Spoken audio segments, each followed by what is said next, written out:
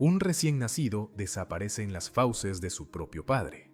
No hay ceremonias, no hay bendiciones, solo oscuridad absoluta mientras el titán Cronos devora a su segundo hijo segundos después de que toma su primer aliento. Este bebé se llamaba Hades y su destino quedó sellado antes de que pudiera siquiera abrir los ojos. Pero retrocedamos. ¿Qué clase de padre devora a sus propios hijos? La respuesta está en una profecía que atormentaba cada noche a Cronos, rey de los titanes y señor absoluto del cosmos. Urano, su propio padre a quien Cronos había castrado y destronado brutalmente, lanzó una maldición con su último aliento. Sus palabras resonaron como truenos. Uno de los hijos de Cronos lo destronaría exactamente como él había destruido a Urano. La profecía no mentía sobre cuándo ni cómo, solo afirmaba una certeza inevitable. Cronos gobernaría hasta que uno de sus propios hijos lo derrocara. El titán no era tonto, sabía que la sangre llama a la sangre, que los hijos eventualmente se vuelven contra los padres. Había vivido esa verdad cuando empuñó la hoz de pedernal que su madre Gea le entregó y separó los genitales de Urano del resto de su cuerpo. Ahora, esa misma violencia amenazaba con regresar multiplicada. Pero Cronos tenía un plan simple y brutal.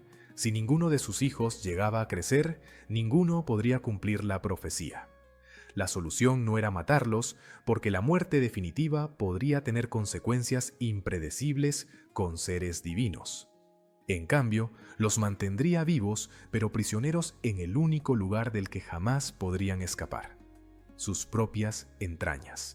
Rea, esposa y hermana de Cronos, dio a luz a su primer hijo en medio de un silencio aterrador. La bebé se llamaba Hestia, y antes de que pudiera llorar, Cronos la arrancó de los brazos de su madre. La tragó entera. Rea gritó, suplicó, intentó detenerlo con sus propias manos divinas. Cronos la apartó sin mirarla siquiera. La profecía mencionaba hijos varones, pero el titán no tomaría riesgos. Cada niño, sin importar su género, desaparecería en la oscuridad de su estómago. Llegó Deméter. Cronos la devoró. Llegó Hera. Cronos la devoró. Y entonces nació Hades, el primer varón, el segundo hijo en orden de nacimiento. El bebé ni siquiera alcanzó a sentir el aire en su piel. Cronos lo sostuvo por un instante, observando esos ojos que apenas comenzaban a abrirse.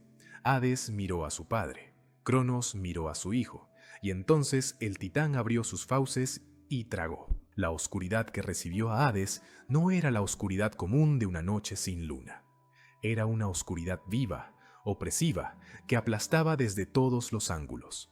El espacio dentro de Cronos existía fuera de las leyes normales de la realidad. Los dioses no morían por falta de aire, ni se desintegraban por los ácidos divinos del estómago del titán.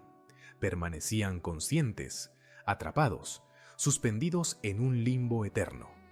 Hades flotaba junto a sus tres hermanas en ese vacío imposible. No había sonidos excepto los latidos distantes del corazón de Cronos. No había luz excepto el débil resplandor de su propia esencia divina. ¿Cómo se mide el tiempo cuando no existe el día ni la noche? Hades no lo sabía. Podían haber sido meses o años. Cada momento se fundía con el siguiente en una eternidad indistinguible. Su conciencia se desarrollaba lentamente en ese espacio antinatural. Aprendía a pensar, a sentir, a odiar. Porque incluso un dios recién nacido entiende que algo está terriblemente mal cuando su primera experiencia de existencia es la prisión y el abandono. El resentimiento crecía como una semilla oscura en su pecho. Algún día se prometía Hades en la oscuridad, algún día saldría. Pero la pesadilla no terminaba. Rea quedó embarazada nuevamente. Poseidón nació con el cabello del color del mar profundo. Cronos lo devoró antes de que el bebé tocara el suelo. Hades ahora tenía un hermano en la oscuridad. Los se convirtieron en 5, flotando juntos en el vacío, conscientes pero impotentes. Y entonces Rea quedó embarazada por 6ª vez. Esta vez algo cambió. Rea ya no podía soportar ver desaparecer otro hijo en las fauces de su monstruoso esposo. Viajó en secreto hasta Creta, hasta una cueva profunda en el monte Ida, y allí dio a luz a su sexto hijo, Zeus. El bebé lloraba con fuerza, sus puños golpeaban el aire con una furia que parecía presagiar su futuro. Rea lo entregó a las ninfas Adrastea e Ida y a la cabra Amaltea. Ellas lo criarían en secreto. Los curetes, guerreros divinos, montarían guardia afuera de la cueva, golpeando sus escudos con las lanzas para que el estruendo ahogara cualquier llanto que pudiera llegar a oídos de Cronos. Rea regresó ante su esposo con un plan desesperado. Envolvió una gran piedra en pañales, meciéndola como si fuera un bebé. La piedra tenía aproximadamente el tamaño y peso de un recién nacido. Rea entró al salón donde Cronos esperaba sentado en su trono. No dijo nada, simplemente le extendió el bulto envuelto. Cronos ni siquiera se molestó en desenvolverlo. Arrancó la piedra de los brazos de Rea y la tragó entera sin mirar. No notó la diferencia, no sintió la aspereza de la roca descendiendo por su garganta. Su paranoia lo había vuelto descuidado. Zeus creció en Creta alimentándose de la leche de Amaltea y la miel sagrada que goteaba de los árboles de la cueva. Creció rápido, más rápido de lo natural, incluso para un dios. La furia por sus hermanos devorados alimentaba cada latido de su corazón. Las ninfas le contaron la verdad. Su padre había devorado a sus 5 hermanos mayores. Zeus juró liberarlos. Juró cumplir la profecía que Cronos tanto temía. Cuando Zeus alcanzó la madurez, descendió del monte Ida disfrazado de copero. Se presentó ante Cronos ofreciéndole una copa de néctar especial. Pero el líquido dorado había sido preparado por Metis, la titánide de la sabiduría, y contenía una poción emética tan poderosa que incluso un titán sucumbiría a ella. Cronos bebió sin sospechar. El líquido quemaba como fuego líquido descendiendo por su garganta, y entonces comenzó. El estómago de Cronos se convulsionó violentamente. El titán cayó de rodillas. Sus manos se aferraban a su vientre mientras un dolor indescriptible lo atravesaba. Abrió la boca y vomitó. Primero salió la piedra que había tragado, creyendo que era Zeus, golpeando el suelo con un estruendo que sacudió el palacio. Luego vino Poseidón, emergiendo cubierto en fluidos divinos, pero vivo y consciente. Hades fue el siguiente, tosiendo, respirando aire real por primera vez en años. La luz casi lo ciega. Hades cayó al suelo de mármol del palacio, sus ojos ardiendo mientras se adaptaban a ver algo más que oscuridad. Sus pulmones inhalaban aire fresco, sus manos tocaban superficie sólida. Estaba fuera. Finalmente estaba fuera. Sus hermanas emergieron después. Hera, Deméter y Hestia, todas aturdidas pero liberadas. Los 6 hermanos se miraron por primera vez con sus propios ojos, no en la oscuridad compartida de su prisión. Zeus se adelantó. Su voz era firme cuando habló.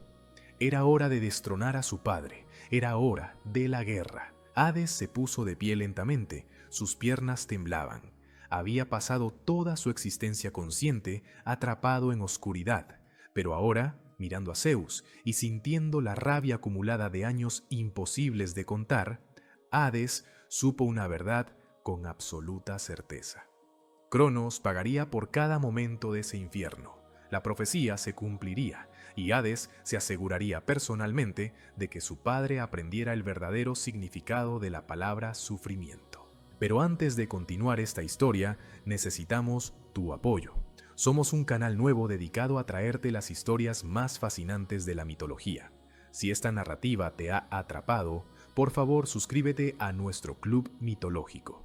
Tu suscripción nos ayuda a seguir creando contenido de calidad y a crecer como comunidad de amantes de los mitos antiguos. Únete a nosotros en este viaje a través de las leyendas que definieron civilizaciones enteras. Un guerrero camina directamente hacia la fortaleza enemiga. Las puertas están custodiadas por titanes de 20 metros de altura, con armas que podrían partir montañas.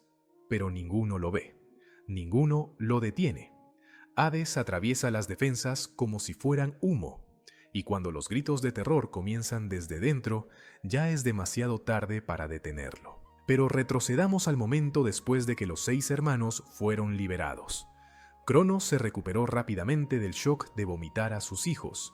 Su rugido sacudió el palacio entero cuando comprendió que la profecía finalmente se había puesto en marcha. Los otros titanes respondieron a su llamado. Atlas, Hiperión, Jápeto, Crío y docenas más emergieron de sus dominios. Eran colosos primordiales que habían gobernado el cosmos desde antes de que existiera el concepto del tiempo.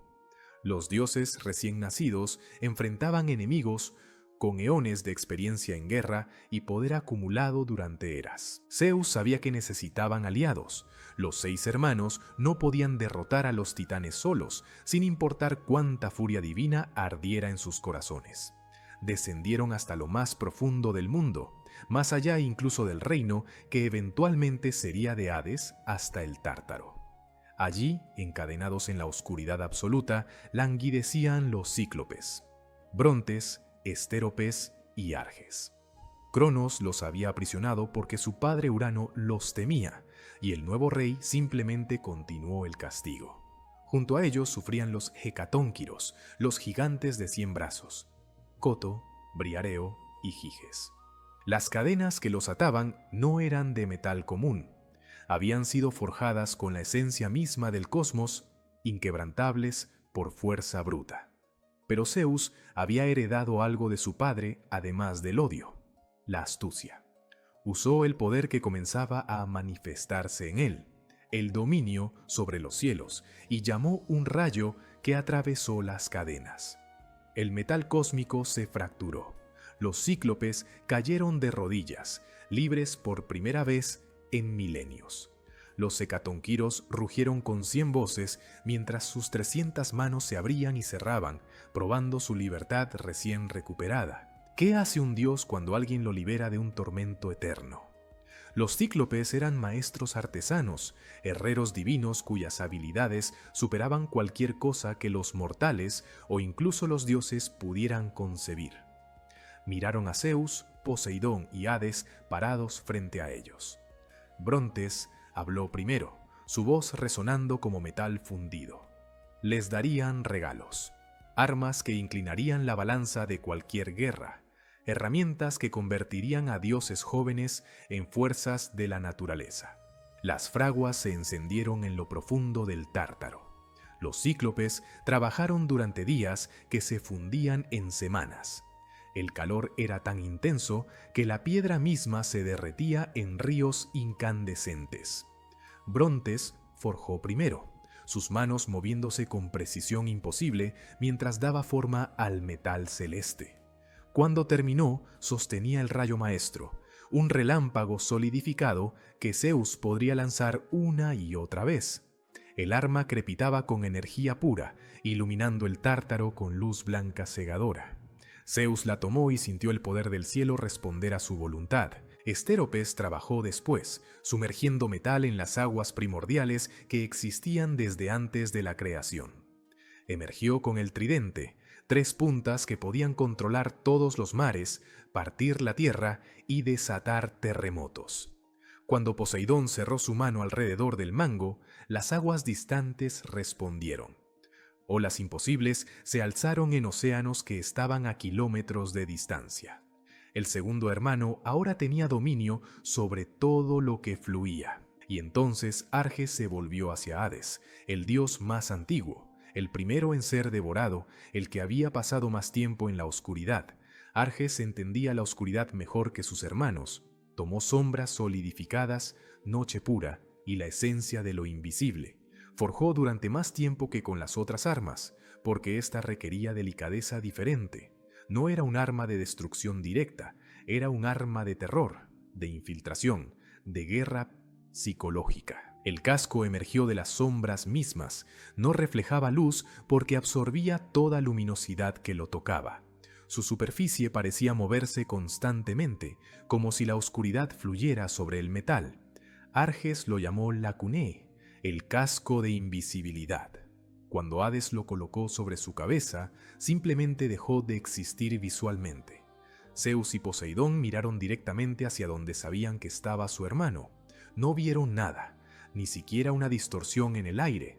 Hades había desaparecido por completo. La guerra comenzó en serio entonces. Los hecatónquiros se unieron a la batalla, sus 300 brazos lanzando rocas del tamaño de templos. Los titanes respondieron con furia primordial, rasgando montañas enteras para usarlas como proyectiles. El mundo temblaba constantemente bajo el peso de su conflicto. Zeus lanzaba rayos que partían el cielo. Poseidón convocaba tsunamis que ahogaban ejércitos, pero Hades hacía algo diferente. Hades desaparecía. La primera vez que usó el casco en batalla, Hades caminó directamente hacia las líneas titánicas. Los centinelas montaban guardia, sus ojos escaneando el horizonte en busca de amenazas. Hades pasó entre ellos como una brisa. Entró en el campamento principal donde Atlas coordinaba la defensa. El titán sostenía un mapa del campo de batalla, señalando posiciones a sus subordinados. Nunca vio a Hades aproximarse, nunca sintió la espada hasta que atravesó su hombro. Atlas rugió y se giró, sus manos buscando un enemigo que no podía ver. Hades ya se había movido, golpeando a otro titán por la espalda antes de desvanecerse nuevamente en la invisibilidad. El pánico se extendió entre las filas titánicas más rápido que cualquier plaga. ¿Cómo luchas contra lo que no puedes ver? Atlas ordenó formaciones defensivas más cerradas. Los titanes se paraban espalda con espalda, intentando cubrirse mutuamente. Pero Hades encontraba los espacios entre ellos. Una espada emergía de la nada, cortaba y desaparecía antes de que alguien pudiera responder. Los gritos llenaban la noche no por el dolor de las heridas, sino por el terror de lo desconocido. Los titanes eran seres primordiales que no conocían el miedo, hasta que Hades les enseñó. Pero la invisibilidad servía para más que combate directo. Hades se infiltraba en los consejos de guerra enemigos, escuchaba sus estrategias, sus planes, sus miedos más profundos. Regresaba y le susurraba cada detalle a Zeus. Los olímpicos siempre sabían dónde atacar, cuándo retirarse, qué fortalezas estaban menos defendidas. Cronos sospechaba traición entre sus propias filas, ejecutando titanes leales porque creía que filtraban información. Nunca consideró que un dios invisible simplemente escuchaba desde las sombras. La guerra se extendió durante 10 años completos. 10 años de batallas que remodelaban continentes. Montañas caían, océanos hervían. El cielo ardía constantemente con rayos y fuego titánico. Hades se convirtió en leyenda entre ambos bandos. El dios invisible, la sombra que mataba, la muerte que no podías ver venir. Los titanes comenzaron a ver amenazas donde no existían. Se atacaban entre sí, paranoicos, seguros de que Hades acechaba detrás de cada columna, dentro de cada tienda. La batalla final llegó cuando los titanes estaban mental y físicamente exhaustos. Zeus lanzó su ataque total, rayos que rasgaban la realidad misma. Poseidón convocó olas tan altas que tocaban las nubes. Los hecatonquiros arrojaban montañas enteras, y Hades, invisible en medio del caos, desmantelaba las defensas desde dentro, cortaba cuerdas de catapultas, derribaba torres de vigilancia, sembraba confusión absoluta. Cronos luchó hasta el final. El titán rugía desafiante incluso cuando Zeus lo derribaba con un rayo directo, incluso cuando Poseidón lo golpeaba con el tridente. Pero fue Hades quien apareció detrás de él, quitándose el casco por un instante. Cronos se giró y vio a su hijo, el primero que había devorado, parado con espada en mano. El reconocimiento brilló en sus ojos, y entonces Hades lo golpeó, enviándolo tambaleándose hacia atrás, directo hacia Zeus, quien descargó el golpe final. Los titanes fueron encadenados.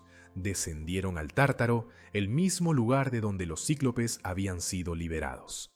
Atlas recibió un castigo especial, sostendría el cielo sobre sus hombros por toda la eternidad. Cronos fue cortado en pedazos y arrojado al abismo más profundo. Los hecatónquiros montarían guardia eterna para asegurar que ningún titán escapara jamás. La guerra había terminado. Los dioses nuevos habían vencido a los dioses antiguos. Hades se quitó el casco y miró a sus hermanos. Estaban cubiertos de polvo y sangre divina. Habían vencido, pero el costo había sido inmenso. El mundo mismo estaba fracturado, requiriendo reconstrucción. Y ahora venía la pregunta inevitable. ¿Quién gobernaría qué? 3 hermanos, un cosmos para dividir. Zeus miró a Hades y sonrió. Propuso una solución simple. Lanzarían los dados. El destino decidiría el futuro de la creación. 3 hermanos se miran en silencio. El mundo entero espera su decisión. Entre ellos yace el cosmos completo, cielos infinitos, océanos sin fin y las profundidades subterráneas donde habitan los muertos. Solo uno de ellos puede gobernar el cielo. Solo uno reinará sobre los mares, y uno descenderá al lugar que todos temen. Zeus sonríe y saca 3 dados tallados del hueso de un titán caído. La victoria sobre los titanes había dejado un vacío de poder absoluto. Cronos había gobernado todo desde su trono en el monte Otris, controlando cada aspecto de la creación con puño de hierro. Pero ahora el antiguo rey estaba fragmentado y aprisionado en el Tártaro, y 3 hermanos victoriosos necesitaban decidir quién gobernaría qué. Hestia, Deméter y Hera observaban desde una distancia prudente. Ellas eran diosas poderosas por derecho propio, pero la cultura divina de esa Hera dictaba que los varones heredaran los reinos primarios. Las hermanas gobernarían dominios igualmente importantes: hogar, cosecha y matrimonio, pero los 3 grandes reinos cósmicos serían para Zeus, Poseidón y Hades. Poseidón habló primero, su voz resonando como olas rompiendo contra acantilados. Sugirió una división simple. Como Zeus había liderado la rebelión y liberado a todos de las entrañas de Cronos, debería gobernar el cielo automáticamente. Pero Hades negó con la cabeza. Él había sido el primero en ser devorado, había pasado más tiempo en la oscuridad, había luchado con igual ferocidad usando el casco de invisibilidad. Si alguien merecía recompensa por mérito, argumentaba, todos la merecían igualmente. Zeus asintió, respetando la lógica de su hermano mayor. Tenía razón, todos habían sangrado por esta victoria. Todos merecían la oportunidad de gobernar en grandeza. Entonces Zeus propuso el método que definiría el destino. Los dados decidirían. El azar puro, sin favoritismos, sin política, sin resentimientos. Cada hermano lanzaría, y los resultados determinarían quién obtendría qué reino. El cielo para el lanzamiento más alto, los mares para el segundo, y el inframundo para quien sacara el número más bajo. Era un sistema perfectamente justo y completamente aleatorio. Hades y Poseidón intercambiaron miradas y aceptaron que el destino eligiera donde la preferencia no podía. Zeus lanzó primero. Los dados giraron en el aire, brillando bajo la luz del sol que ahora brillaba libremente sin la interferencia de los titanes. Cayeron sobre la piedra plana que habían elegido como mesa. El número era alto, muy alto. Zeus no mostró emoción, pero sus ojos traicionaban satisfacción. Poseidón tomó los dados, los sostuvo por un momento, sintiendo su peso, y los lanzó con un movimiento fluido. Giraron, cayeron, se detuvieron. El número era bueno, respetable, pero no superaba el de Zeus. Poseidón asintió, aceptando el resultado sin queja. Y entonces llegó el turno de Hades. Todos sabían lo que significaba matemáticamente. Ya había perdido la competencia por el cielo. En el mejor escenario, ganaría los océanos. En el peor, descendería al reino de los muertos. Hades recogió los dados lentamente. Los sintió fríos contra su palma. Durante años había permanecido invisible en batalla, siempre en las sombras, nunca en el centro glorioso del conflicto. Quizás el destino simplemente reflejaba lo que siempre había sido. El hermano de la oscuridad. Lanzó los dados sin ceremonia. ¡Cayeron! El silencio se extendió mientras los 3 hermanos miraban los números. Hades había sacado el resultado más bajo posible. El inframundo sería suyo. Poseidón obtenía los mares infinitos con sus profundidades insondables y criaturas magníficas. Zeus recibía el cielo, los relámpagos, las nubes, y con ellos el derecho implícito de ser considerado rey de los dioses. Y Hades heredaba el lugar que nadie quería, el reino sombrío de los muertos, donde las almas permanecían eternamente en oscuridad. Pero Hades no protestó. No exigió otro lanzamiento, no argumentó que el sistema era injusto. Simplemente recogió los dados, los devolvió a Zeus y asintió. El destino había hablado, los dados habían elegido. Y Hades, quien había aprendido a aceptar la oscuridad desde su primer momento de existencia consciente, atrapado en las entrañas de Cronos, aceptaría este reino también. Si los muertos necesitaban un señor, él sería ese señor. Si la oscuridad requería un gobernante, él gobernaría esa oscuridad con la misma dignidad que Zeus gobernaría el cielo. Los tres hermanos se separaron para tomar posesión de sus dominios. Zeus ascendió al monte Olimpo, la montaña más alta de Grecia, y estableció allí su trono sobre las nubes. Poseidón descendió a los océanos, construyendo un palacio magnífico en las profundidades marinas donde el agua brillaba con luz bioluminiscente de criaturas que nunca habían visto el sol. Y Hades viajó hacia abajo, más y más profundo bajo la superficie del mundo, hasta que la luz del día se convirtió en memoria distante. El inframundo que Hades encontró era caos puro. Las almas de todos los mortales que habían muerto desde el principio de la humanidad vagaban sin dirección. No había orden, ni estructura, ni justicia. Los virtuosos y los malvados mezclados en la misma oscuridad indiferenciada.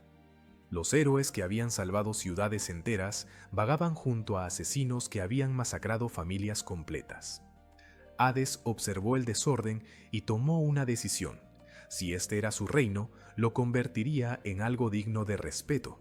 Primero necesitaba fronteras. El inframundo requería límites claros que separaran el mundo de los vivos del reino de los muertos.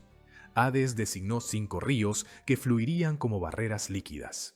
El Aqueronte, río del dolor; el Cosito, río de las lamentaciones; el Flegetonte, río de fuego; el Lete, río del olvido; y el Estigia, río del odio sobre el cual incluso los dioses juraban sus votos más sagrados. Estos ríos rodearían el inframundo, creando una separación definitiva entre vida y muerte que solo podía cruzarse mediante procesos específicos. Para transportar las almas a través del Estigia, Hades designó a Caronte.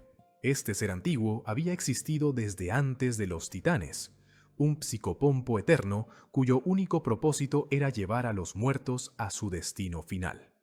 Caronte cobraría un óbolo, una moneda que los vivos debían colocar en la boca de sus muertos antes del entierro. Sin pago, las almas vagarían en la orilla durante 100 años antes de que Caronte las transportara. El sistema era simple. Los vivos debían respetar a sus muertos lo suficiente para proporcionarles pasaje apropiado. En la entrada del inframundo, Hades colocó a Cerbero. Este perro de 3 cabezas era magnífico y aterrador en igual medida.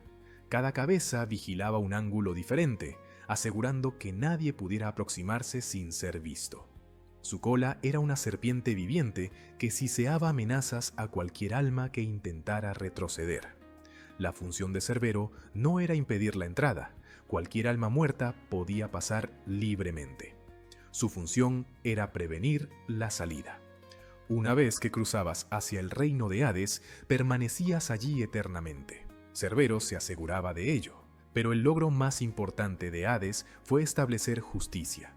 Designó 3 jueces para evaluar las almas: Minos, Radamantis y Eaco. Estos habían sido reyes mortales legendarios por su sabiduría y juicio imparcial durante vida. Ahora, en muerte, servirían eternamente evaluando a cada alma que llegaba. Las almas se paraban ante los 3 jueces y confesaban cada acción de sus vidas. No podían mentir, la muerte despojaba toda capacidad de engaño. Los jueces escuchaban, deliberaban y decidían el destino final. Hades creó 3 destinos posibles: los campos elíseos para héroes, virtuosos y aquellos favorecidos por los dioses, un paraíso de praderas eternas, banquetes perpetuos y felicidad sin fin. La llanura del Asphodel para las almas comunes que no habían sido particularmente buenas ni malvadas. Un lugar gris y neutral donde existían sin sufrimiento, pero también sin alegría, simplemente siendo. Y el Tártaro para los verdaderamente malvados, los que habían ofendido a los dioses, y aquellos cuya crueldad merecía castigo eterno, un abismo de tormento donde el sufrimiento nunca terminaba. Hades gobernaba desde su palacio en las profundidades más allá del Aqueronte. El edificio era magnífico en su severidad, construido de obsidiana y piedras preciosas extraídas de las entrañas de la tierra.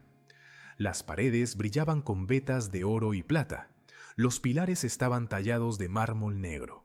No era un lugar de horror como los mortales imaginarían después. Era un palacio digno de un dios, oscuro pero majestuoso. Hades se sentaba en su trono de ébano y gobernaba con justicia inflexible. La reputación de Hades creció rápidamente entre dioses y mortales. Era severo pero nunca cruel sin causa.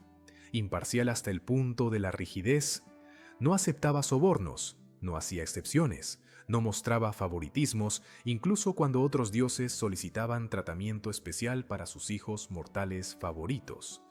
Las reglas del inframundo se aplicaban a todos por igual. Esta inflexibilidad lo hacía temido, pero también respetado. Los otros dioses podían ser caprichosos, vengativos o seducidos por halagos. Hades era predecible, justo, firme, inmutable. Y así el dios que había recibido el reino que nadie quería lo transformó en algo esencial. La muerte ya no era caos, era orden, era justicia. Era el equilibrio necesario que permitía que la vida tuviera significado, porque sin muerte inevitable y justa, ¿qué valor tendrían las acciones de los mortales? Hades se convirtió en el guardián de esa verdad fundamental. Gobernaba la oscuridad con dignidad que rivalizaba la gloria de Zeus en el cielo. Pero en su magnífico palacio oscuro, Hades permanecía solo. Sus hermanos tenían compañeras. Zeus eventualmente tomaría a Hera. Poseidón se casaría con Anfítrite, pero Hades gobernaba en soledad, rodeado de millones de almas, pero sin nadie con quien compartir su trono. Eso cambiaría pronto. Cambiaría de una manera que dividiría el año mismo y crearía las estaciones. Pero esa historia comienza con un prado en la superficie, flores silvestres y una joven diosa que no sabía que el señor del inframundo la observaba desde las sombras. Una joven diosa recoge flores en un prado. La tierra se abre bajo sus pies. Un carro tirado por caballos negros inmortales emerge de las profundidades. Antes de que pueda gritar, manos poderosas la agarran y la arrastran hacia la oscuridad. El prado queda vacío excepto por las flores dispersas, y el mundo nunca volverá a ser el mismo. Hades había gobernado el inframundo durante años en completa soledad. Su palacio era magnífico, su autoridad absoluta, su justicia respetada por dioses y mortales. Pero cada noche regresaba a habitaciones vacías. No había voz que lo saludara, ni risa que llenara los pasillos de obsidiana, ni compañía excepto las almas silenciosas de los muertos que procesaba con eficiencia impersonal. Zeus tenía a Hera, Poseidón había tomado a Anfítrite como esposa. Hades permanecía solo en su trono, rodeado de millones, pero acompañado por ninguno. Y entonces vio a Perséfone. La joven diosa vagaba por un prado en Sicilia, recogiendo flores silvestres con sus compañeras ninfas. Era hija de Deméter, diosa de la cosecha, y de Zeus, lo que la convertía en sobrina de Hades.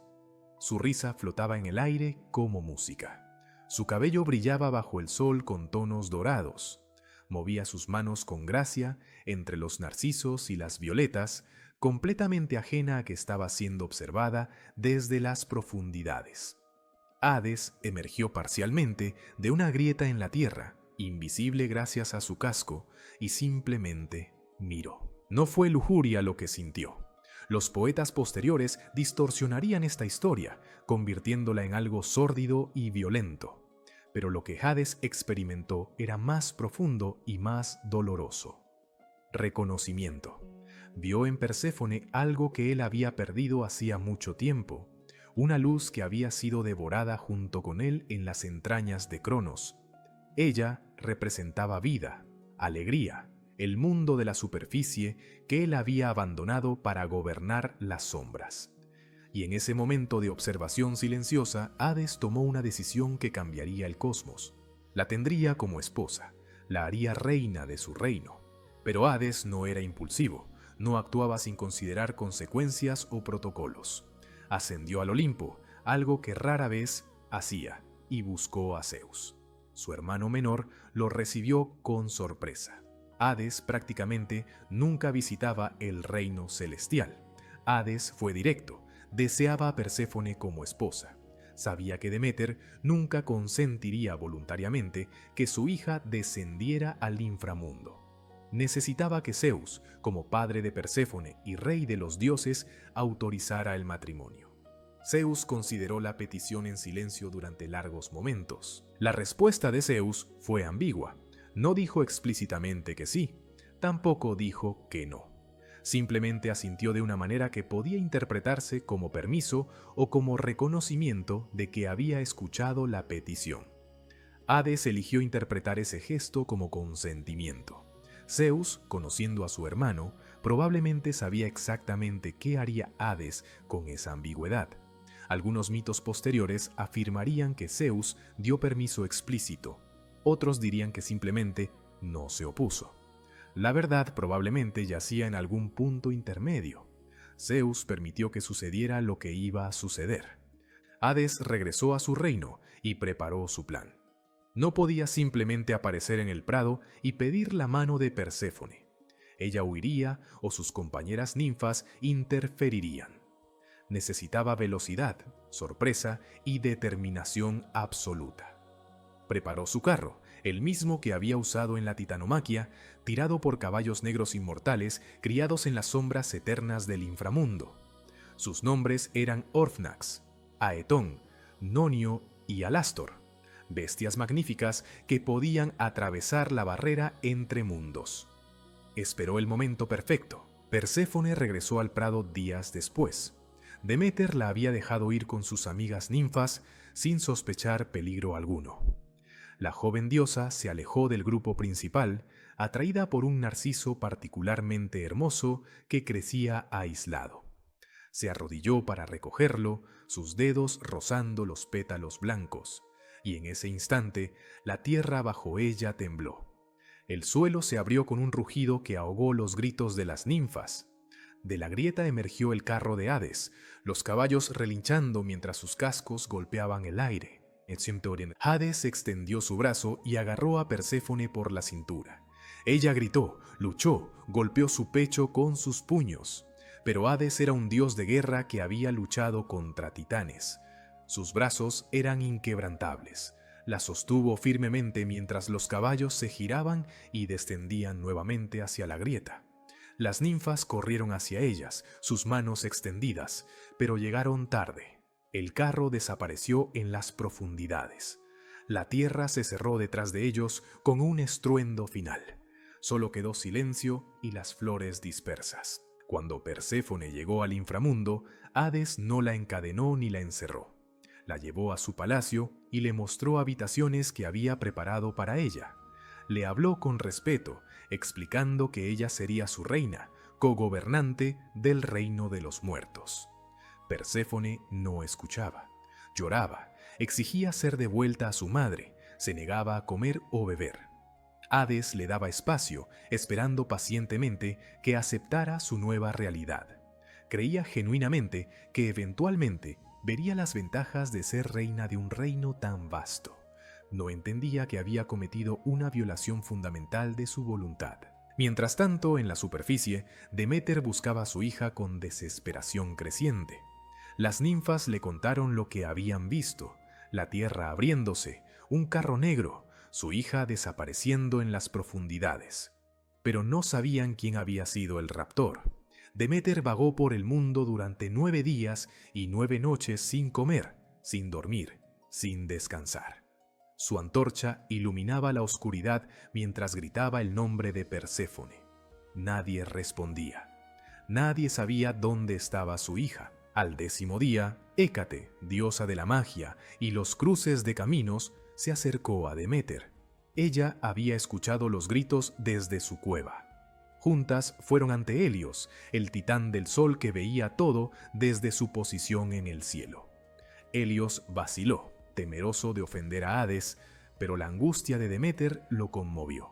Le reveló la verdad.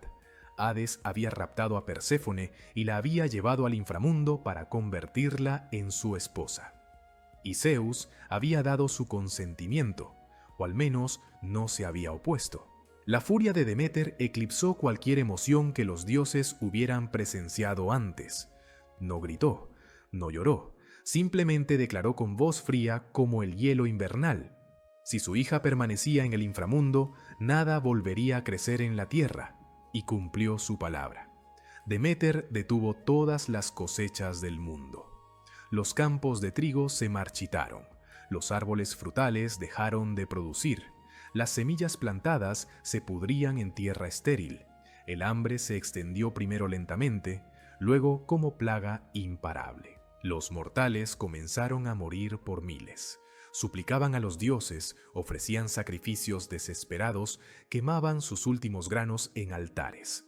Pero Deméter no cedía. Los otros dioses le rogaban que reconsiderara, que no castigara a la humanidad entera por la ofensa de Hades. Ella los ignoraba a todos. Perséfone era su hija, su única hija, y había sido robada. Hasta que fuera devuelta, el mundo permanecería estéril. Los mortales morirían, los sacrificios cesarían, y los dioses se debilitarían sin la adoración humana que los alimentaba. Zeus finalmente intervino cuando comprendió que Deméter destruiría literalmente la humanidad completa. Envió a Hermes, el mensajero de los dioses, a descender al inframundo con una orden directa. Hades debía devolver a Perséfone. Hermes llegó al palacio de obsidiana y entregó el mensaje. Hades escuchó en silencio, su rostro impasible. Había gobernado con Perséfone a su lado durante meses, mostrándole las maravillas de su reino, tratándola con respeto y reverencia, pero ella seguía rechazándolo, seguía llorando por la superficie. Hades sabía que debía obedecer a Zeus, pero también sabía algo que otros ignoraban. Cualquier ser, mortal o divino, que consumiera alimento en el inframundo, quedaba atado a ese reino eternamente. Era una ley fundamental, inquebrantable incluso por los dioses. Y días antes, viendo que su tiempo juntos terminaría pronto, Hades había ofrecido a Perséfone una granada. Solo 6 semillas le había dicho. Ella, hambrienta después de ayunar durante tanto tiempo, había comido esas 6 semillas sin pensar en las consecuencias. Cuando Hermes vino a buscar a Perséfone, Hades no protestó, pero antes de que ella partiera, reveló tranquilamente que había comido en el inframundo. La alegría de Perséfone se convirtió en horror. Deméter, al enterarse, amenazó con hacer estéril la tierra para siempre. Zeus se vio atrapado entre su hermana furiosa y su hermano técnicamente correcto. Necesitaba una solución que satisficiera a ambos sin romper las leyes fundamentales del cosmos. El compromiso final fue elegante en su simplicidad. Perséfone había comido 6 semillas de granada, por lo tanto, pasaría 6 meses al año con Hades en el inframundo como su reina. Los otros 6 meses viviría con Deméter en la superficie. Durante los meses que Perséfone estaba en el inframundo, Deméter lloraba su ausencia y la tierra se volvía estéril. Otoño e invierno. Durante los meses que Perséfone regresaba, Deméter se regocijaba y hacía florecer la tierra, primavera y verano. Así nacieron las estaciones. Hades aceptó el acuerdo sin argumentar. Obtenía a su reina 6 meses al año, más de lo que esperaba después de la intervención de Zeus. Perséfone gradualmente llegó a aceptar su papel dual. Con el tiempo, algunos mitos dirían que incluso llegó a amar a Hades, o al menos a respetar su gobierno justo. Se convirtió en cogobernante del inframundo, temida y respetada por las almas de los muertos.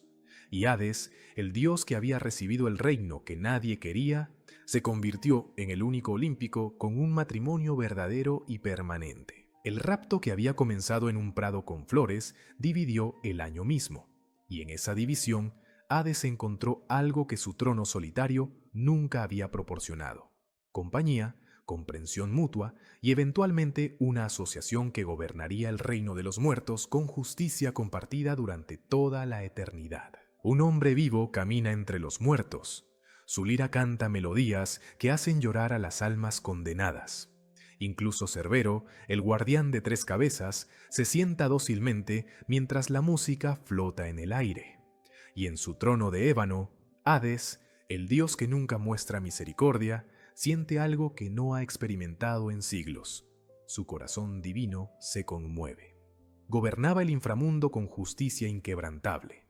Sus reglas eran absolutas. Una vez que un alma cruzaba el Estigia, permanecía en su reino eternamente. No había excepciones, no había apelaciones, no había escapatorias. Los mortales le temían precisamente por esta inflexibilidad. Pero esa reputación de severidad sería desafiada repetidamente por héroes mortales cuyo amor, valor o arrogancia los empujaría a descender vivos al reino de los muertos. Y en esos desafíos, Hades revelaría aspectos de su carácter que contradecían su imagen de dios cruel. Orfeo llegó primero. Era el músico más talentoso que la humanidad había producido, hijo de la musa Calíope. Su esposa Eurídice había muerto en su día de bodas, mordida por una serpiente venenosa mientras huía de un sátiro que intentaba atacarla. Orfeo lloró durante días, su música transformándose en lamentación tan hermosa que los árboles se inclinaban para escuchar y las piedras lloraban lágrimas líquidas. Pero las lágrimas no devolvían a los muertos. Orfeo tomó una decisión que ningún mortal cuerdo consideraría: descendería al inframundo y traería de regreso a su esposa. El viaje fue aterrador para cualquier ser vivo. Orfeo atravesó cavernas que descendían más allá de la luz del sol, cruzó ríos que quemaban con fuego frío y finalmente llegó al Estigia. Caronte lo miró con sorpresa. No transportaba mortales vivos en su barca, pero Orfeo tocó su lira y la música era tan conmovedora que el barquero ancestral simplemente extendió su mano y lo dejó subir sin cobrar el óbolo. En la orilla opuesta, Cerbero gruñía amenazante, sus tres cabezas mostrando colmillos del tamaño de espadas.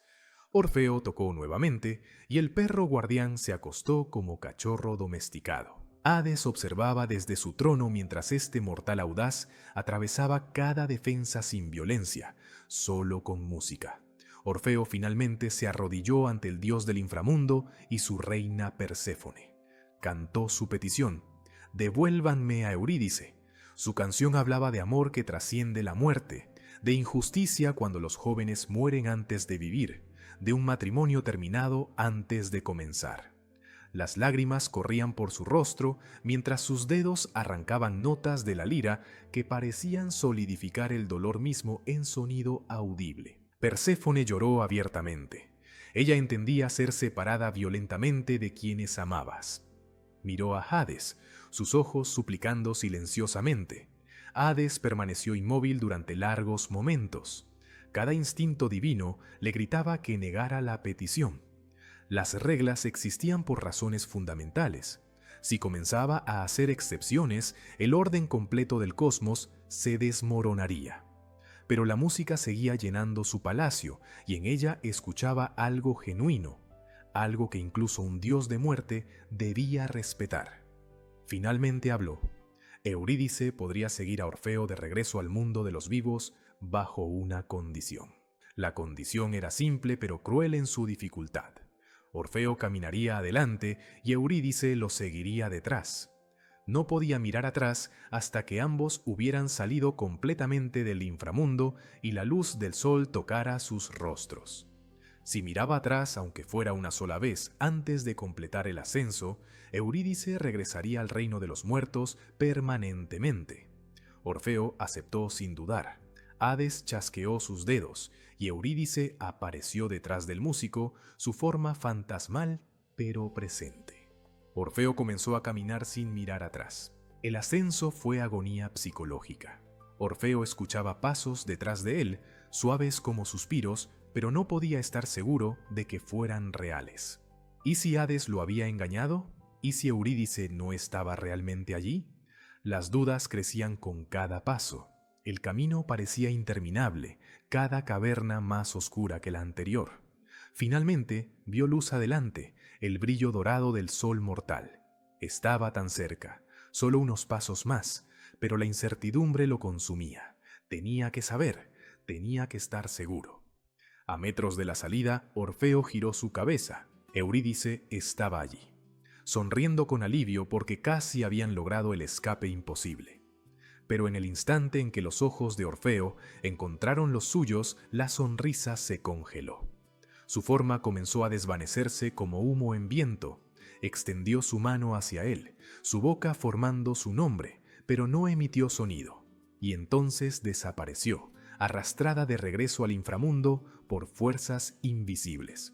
Orfeo gritó, intentó seguirla de regreso, pero Caronte esta vez no lo transportaría. Las reglas de Hades eran inquebrantables.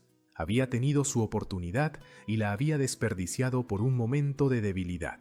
La historia de Orfeo demostró que Hades podía ser movido pero nunca comprometido. Había mostrado misericordia extraordinaria al permitir el intento, pero cuando sus condiciones fueron violadas, no hubo segunda oportunidad. Los mortales aprendieron la lección. El señor del inframundo no era cruel por placer, pero sus reglas existían para mantener el orden cósmico. Quebrarlas tenía consecuencias absolutas. Años después llegó Hércules. El semidios más fuerte que jamás había existido necesitaba completar 12 trabajos para expiar el asesinato de su familia en un acceso de locura inducida por Hera. El 12º y último trabajo parecía imposible: descender al inframundo y capturar a Cerbero vivo. Hércules llegó ante Hades y pidió permiso para intentar capturar al perro guardián. La audacia de la petición era asombrosa. Básicamente, pedía permiso para secuestrar temporalmente la línea de defensa principal del inframundo. Hades respetaba el valor. También respetaba la honestidad. Hércules había pedido permiso en lugar de intentar robar a Cerbero en secreto. Concedió permiso bajo condiciones estrictas. Hércules no podía usar armas de ningún tipo. Debía someter a Cerbero con fuerza pura y habilidad de lucha, y debía devolver al perro una vez que completara su trabajo. Hércules aceptó. Se acercó a Cerbero sin espada, sin garrote, sin arco.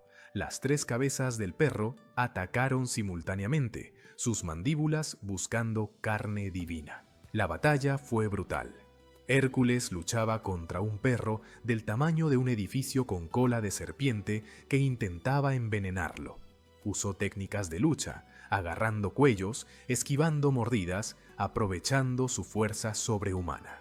Finalmente, logró poner a Cerbero en una llave de sometimiento, presionando las 3 cabezas simultáneamente hasta que el perro, agotado, dejó de resistir.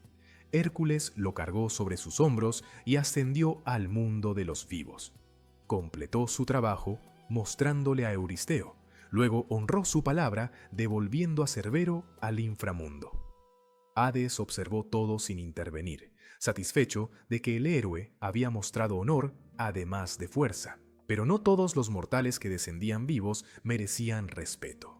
Teseo y Pirito eran amigos arrogantes cuya amistad se basaba en competir en actos cada vez más audaces. Teseo había raptado a Helena de Esparta cuando era niña. Pirito decidió que él también merecía una esposa divina y no cualquier diosa serviría. Quería a Perséfone, reina del inframundo, esposa de Hades. Teseo, atado por juramento de hermandad, accedió a ayudarlo en esta locura suicida. Juntos descendieron al reino de los muertos con la intención de raptar a la reina. Hades los recibió con cortesía que debería haberles alertado del peligro. Los invitó a sentarse y descansar del largo viaje. Señaló 2 asientos de piedra ornamentados, ofreciéndolos como hospitalidad divina. Teseo y Pirito, confiados en su astucia, se sentaron. Inmediatamente descubrieron su error. Los asientos eran las sillas del olvido, muebles malditos que borraban memoria y mantenían atrapados eternamente a quienes los usaban. Serpientes brotaron de los asientos, enroscándose alrededor de sus piernas. La piedra pareció fundirse con su carne. Allí permanecieron, conscientes pero incapaces de moverse, olvidando gradualmente quiénes eran o por qué habían venido. Hades no los torturaba activamente, simplemente los dejaba sufrir las consecuencias de su propia arrogancia. Cuando Hércules descendió años después para capturar a Cerbero, vio a los 2 hombres atrapados y sintió compasión. Pidió permiso a Hades para liberarlos. El dios del inframundo consideró la petición. Teseo había sido arrogante, pero principalmente había seguido a su amigo. Podía ser liberado. Hércules agarró a Teseo y tiró con toda su fuerza sobrehumana, arrancándolo del asiento.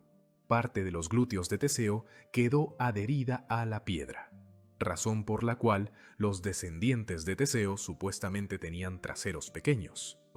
Pero cuando Hércules intentó liberar a Pirito, la tierra tembló violentamente. Hades habló con voz que no admitía argumento. Pirito permanecería eternamente. Había planeado raptar a Perséfone, un insulto imperdonable que merecía castigo eterno. Hércules, sabio como fuerte, no insistió. Pirito sigue sentado en esa silla hasta el día de hoy, un monumento viviente a lo que sucede cuando los mortales desafían a Hades en asuntos de su esposa. Estas historias revelaban la naturaleza compleja de Hades. Era severo, pero no arbitrariamente cruel, movido por amor genuino como el de Orfeo, pero inflexible cuando sus reglas eran quebradas. Respetuoso del valor y honor como mostraba Hércules, pero implacable con la arrogancia como demostraba Pirito. Los griegos lo llamaban también Plutón, que significaba el rico, porque gobernaba todas las riquezas minerales subterráneas. Oro, plata, gemas y metales preciosos eran técnicamente de su dominio. Las minas profundas eran sus tesoros, y los mineros oraban a Plutón para encontrar vetas ricas. Raramente abandonaba el inframundo. Mientras Zeus participaba constantemente en dramas olímpicos y Poseidón causaba tormentas por capricho, Hades permanecía en su reino. No competía por poder, no seducía mortales, no causaba guerras. Simplemente gobernaba con justicia imparcial. Esta ausencia de drama lo hacía menos famoso que sus hermanos, pero también más respetado por quienes entendían su verdadero papel. El legado de Hades es fundamental para comprender cómo los griegos veían la muerte. No era el fin caótico ni aniquilación de la conciencia, era transición a un sistema justo donde acciones en vida determinaban tu eternidad. Los virtuosos recibían recompensa, los malvados enfrentaban castigo, los ordinarios existían en paz neutral. Este orden hacía que las acciones mortales tuvieran significado cósmico. Y Hades era el guardián de ese sistema, el dios necesario que aseguraba que la muerte tuviera propósito. El ciclo de Perséfone, descendiendo y retornando, simbolizaba renovación eterna. De la oscuridad surge nuevamente la luz, del invierno brota la primavera, de la muerte renace la vida. Hades gobernaba el reino de donde nada escapa, pero paradójicamente su mito enseñaba esperanza, que de la oscuridad más profunda emerge eventualmente nueva vida. El dios que había sido devorado en oscuridad desde su primer aliento se convirtió en señor de esa oscuridad. El hermano que recibió el reino que nadie quería lo transformó en piedra angular del orden cósmico. Hades, temido pero no odiado, severo pero justo, solitario pero con propósito, permanece como recordatorio de que la muerte no es enemiga, sino parte necesaria del ciclo eterno que permite que todo lo demás tenga significado. Y así termina la historia del Señor del Inframundo, el Dios que gobierna las sombras con dignidad que rivaliza la gloria del cielo. Si esta narrativa te ha fascinado, por favor únete a nuestro club mitológico suscribiéndote al canal. Somos una comunidad nueva apasionada por estas historias antiguas que siguen resonando a través de milenios. Tu suscripción nos ayuda a continuar explorando los mitos que definieron civilizaciones. Gracias por acompañarnos en este viaje al inframundo griego.